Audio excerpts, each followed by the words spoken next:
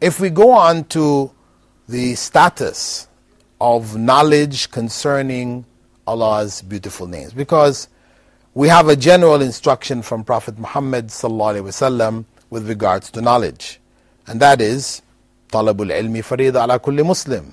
Seeking knowledge is compulsory for every Muslim.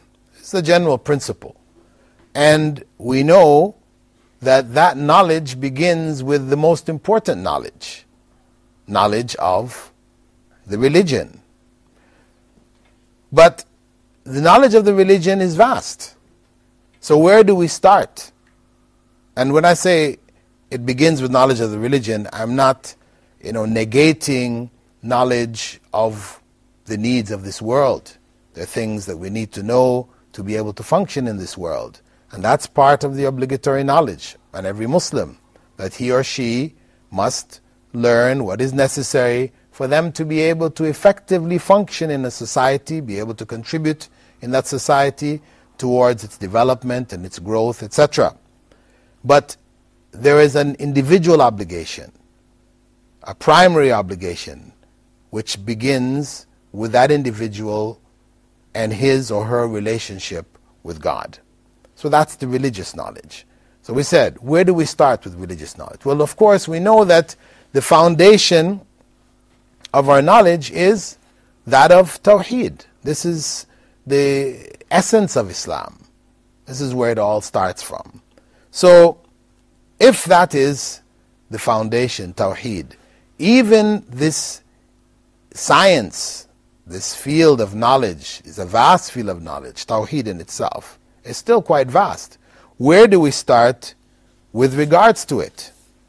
Well, there's a general principle that scholars have identified, that the status of an area of knowledge is determined by its contents. The status of an area of knowledge is determined by its contents.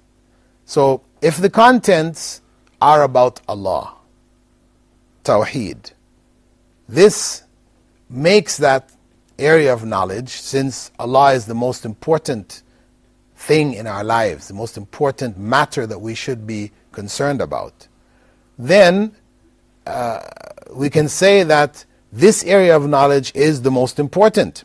And within that area of Tawheed, knowledge of Allah Himself, as opposed to knowledge of worship and how worship should take place, knowledge of Allah Himself has to precede. This has to be our starting point. So we can say without any hesitation that what is known as knowledge of Allah's names and attributes, this is the most important area of knowledge. If we are to know Allah and worship Him, then this is where we have to start.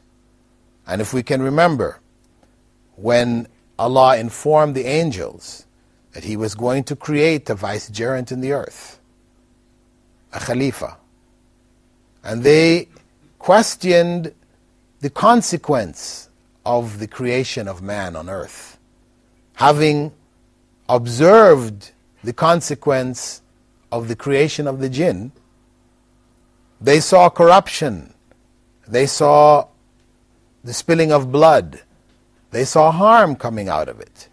So they asked Allah, when you have us worshipping you, why create this other being who is likely to create corruption? So Allah informed them that He knew what they didn't know, and then He taught Adam the names of everything. وَعَلَّمَ آدَمَ الْأَسْمَاءَ كُلَّهَا. And of course, the names which Allah began to teach Adam was, of course, beginning naturally with the names of Allah. Because what are the most important names of anything? Of anything in existence? The most important names must be naturally the names of Allah themselves. And what we find is that when we look at the verses of the Quran, which verse is considered to be the greatest verse of the Quran? That is the verse known as Ayatul Kursi. Why? Why is Ayatul Kursi considered to be the greatest? Because it focuses on the names of Allah.